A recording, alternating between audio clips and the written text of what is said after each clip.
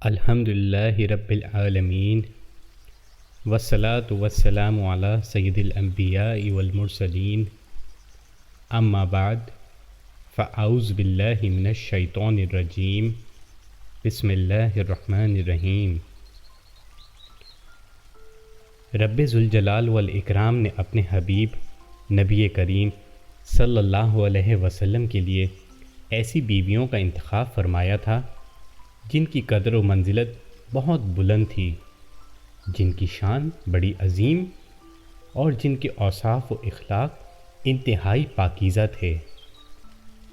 آپ صلی اللہ علیہ وسلم کی ازواج مطہرات عفت و پاک دامنی اور فضائل و مناقب میں امتیازی شان رکھتی تھیں۔ باری تعالیٰ نے ان کو مخاطب کرتے ہوئے ارشاد فرمایا ہے، ترجمہ: اے نبی کی بیویوں، تم عام عورتوں کی طرح نہیں ہو۔ آپ صلی اللہ علیہ وسلم کی سب سے پہلی بیوی ام المومنین حضرت خدیجہ رضی اللہ تعالیٰ عنہ تھیں۔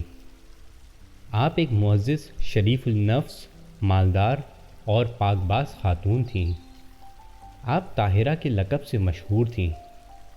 اللہ نے ان کو حسن صورت اور حسن سیرت دونوں سے نوازا تھا۔ انہوں نے اپنی شرافت اور عقل مندی کے باعث اپنے لیے صادق و امین نبی رحمت للعالمین صلی اللہ علیہ وسلم جیسا شوہر منتخب فرمایا۔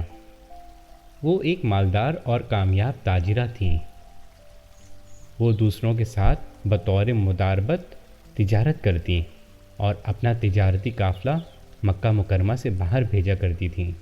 جب آپ صلی اللہ علیہ وسلم کی عمر مبارک 25 سال ہوئی اور آپ کی امانت و دیانتداری کی پختگی اور آپ کے اعلیٰ اخلاق کا چرچا ہوا اور اہل مکہ آپ صلی اللہ علیہ وسلم کو امین کے لقب سے پکارنے لگے، تو حضرت خدیجہ رضی اللہ تعالیٰ عنہ نے آپ صلی اللہ علیہ وسلم کے پاس ایک قاصد بھیجا،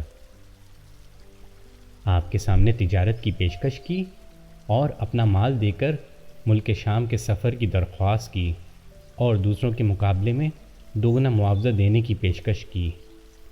آپ صلی اللہ علیہ وسلم نے اس کو قبول فرما لیا اور امانت و دیانت کے ساتھ بہت کامیاب سفر فرمایا۔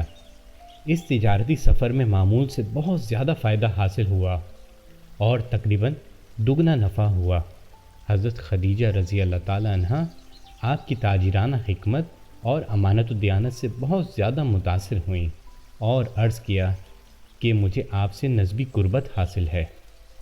عوام میں آپ کی بے انتہا قدر و منزلت ہے، نیز آپ کی امانت و دیانت کا چرچا ہے۔ یقیناً آپ میں بے شمار خوبیاں ہیں اور ان خوبیوں کے باعث میں آپ سے نکاح کی خواہش مند ہوں۔ آپ صلی اللہ علیہ وسلم نے ان کی خواہش اور تجویز کو قبول فرماتے ہوئے ان سے نکاح فرما لیا۔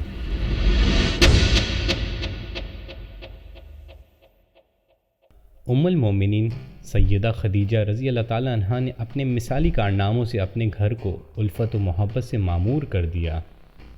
اپنے شوہر کی سعادت و نیک بختی اور الفت و مسرت میں اپنا کردار ادا کیا اور زندگی کی ذمہ داریاں اٹھانے میں آپ صلی اللہ علیہ وسلم کی بھرپور پشت پناہی کی۔ وہ اپنی فیملی اور گھر پر اپنا مال خرچ کرتیں، جبکہ آپ صلی اللہ علیہ وسلم ان کے مال میں ان کے لیے تجارت کیا کرتے تھے، یہاں تک کہ جب رسول اکرم صلی اللہ علیہ وسلم کی عمر مبارک 40 سال ہو گئی تو باری تعالیٰ نے آپ پر پہلی بار وحی نازل فرمائی۔ اس موقع پر آپ کے قلب میں شدید اضطراب پیدا ہوا اور آپ کو اپنی جان پر خوف محسوس ہونے لگا، تو آپ صلی اللہ علیہ وسلم حضرت خدیجہ رضی اللہ تعالیٰ عنہ کے پاس تشریف لائے۔ انہوں نے آپ صلی اللہ علیہ وسلم کے دل کو تسلی دی، آپ کی ہمت بندھائی اور اپنی حکمت بھری باتوں سے آپ صلی اللہ علیہ وسلم کی گھبراہٹ دور کی اور آپ صلی اللہ علیہ وسلم کے قلب کو مطمئن کرتے ہوئے عرض کیا، نہیں، بخدا اللہ تعالیٰ آپ کو ہرگز رسوائی اور مشقت میں مبتلا نہیں کرے گا، بے شک آپ صلہ رحمی کرتے ہیں۔ آپ پر گھبراہٹ اور بے خوابی کی کیفیت طاری رہتی تھی۔ سیدہ خدیجہ رضی اللہ تعالیٰ عنہ آپ صلی اللہ علیہ وسلم کی بے چینی اور بے خوابی کی وجہ جاننے میں لگی ہوئی تھیں۔ اسی مقصد کے لیے وہ آپ صلی اللہ علیہ وسلم کو لے کر حضرت ورقہ بن نوفل کے پاس آئیں۔ آپ صلی اللہ علیہ وسلم نے حضرت ورقہ کے سامنے اپنے ساتھ پیش آنے والی ساری کیفیت کو اور اپنے تمام احوال کو تفصیل سے بیان فرمایا۔ انہوں نے ساری کیفیت سننے کے بعد کہا، یہ تو نبوت کی علامتیں ہیں، اور بشارت دی کہ آپ کو نبوت مل چکی ہے۔ الغرض سیدہ خدیجہ رضی اللہ تعالیٰ عنہ کے فضائل و مناقب بے شمار ہیں۔ انہوں نے سب سے پہلے آپ صلی اللہ علیہ وسلم کی نبوت پر یقین کیا، اور سب سے پہلے آپ صلی اللہ علیہ وسلم کے ساتھ اسلام قبول کیا، اور سب سے پہلے انہوں نے رسول اکرم صلی اللہ علیہ وسلم کے ساتھ نماز ادا کی۔ سیدہ خدیجہ رضی اللہ تعالیٰ عنہ اخلاق فاضلہ کا پیکر تھیں۔ وہ آپ صلی اللہ علیہ وسلم کے ساتھ بے انتہا محبت رکھتی تھیں، اور آپ صلی اللہ علیہ وسلم کو خوش رکھنے اور زندگی کی ذمہ داریاں اٹھانے میں آپ صلی اللہ علیہ وسلم کی مکمل پشت پناہی کرتی تھیں۔ اسی طرح رحمت للعالمین خاتم الانبیاء صلی اللہ علیہ وسلم کو بھی ان سے بہت الفت و محبت تھی۔ آپ صلی اللہ علیہ وسلم نے ان سے اپنی محبت کا اس طرح اظہار فرمایا۔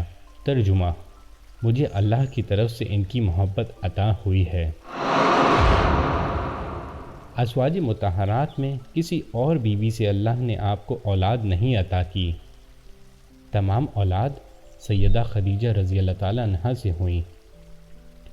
ان کے بطن سے 2 صاحبزادے حضرت قاسم اور حضرت عبداللہ پیدا ہوئے، اور نیز 4 صاحبزادیاں جن میں سیدہ زینب، سیدہ رقیہ، سیدہ ام کلثوم اور سیدہ فاطمہ رضی اللہ تعالیٰ عنہن پیدا ہوئیں۔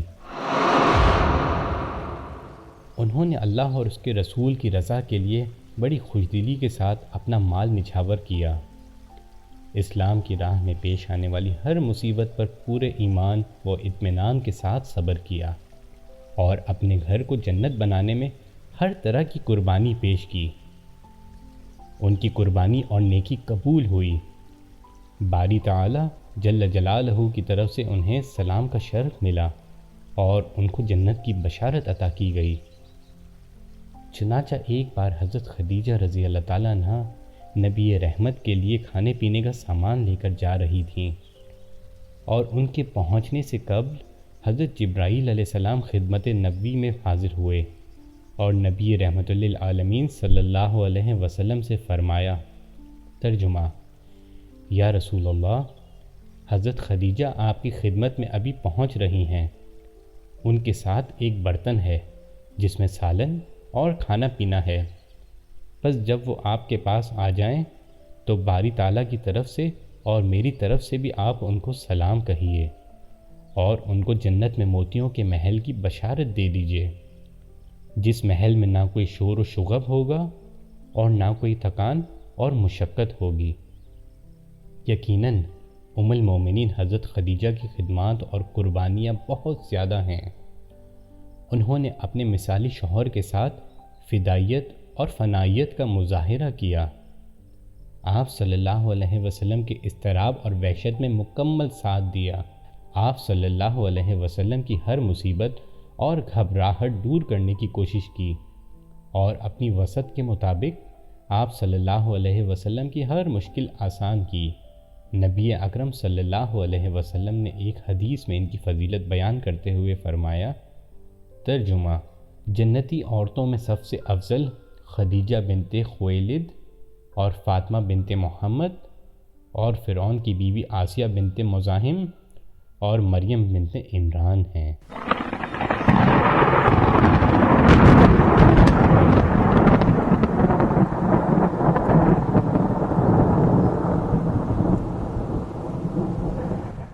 افسوس کہ اس محبت و الفت کا سفر نبوت کے 10ویں سال میں اختتام پذیر ہوا، اور حضرت خدیجہ رضی اللہ تعالیٰ عنہ 10 رمضان کو وفات پا گئیں۔ محمد صلی اللہ علیہ وسلم نے اس سال کو غم کا سال کہا۔ اسی سال میں حضرت ابو طالب بھی وفات پا گئے۔ حضرت خدیجہ رضی اللہ تعالیٰ عنہ کی تدفین جنت المعلیٰ میں ہوئی، جو کہ سعودی عربیہ کے علاقے مکہ میں موجود ہے۔ ہم اللہ تعالیٰ سے دعا کرتے ہیں کہ وہ ہمیں اپنے محبوب کے نقش قدم پہ چلنے کی توفیق عطا فرمائے، اور جو رویہ رحمت للعالمین کا اپنی ازواج مطہرات کے ساتھ تھا، ہمیں بھی اس پہ عمل کرنے کی توفیق عطا فرمائے۔ آمین برحمتک یا ارحم الراحمین۔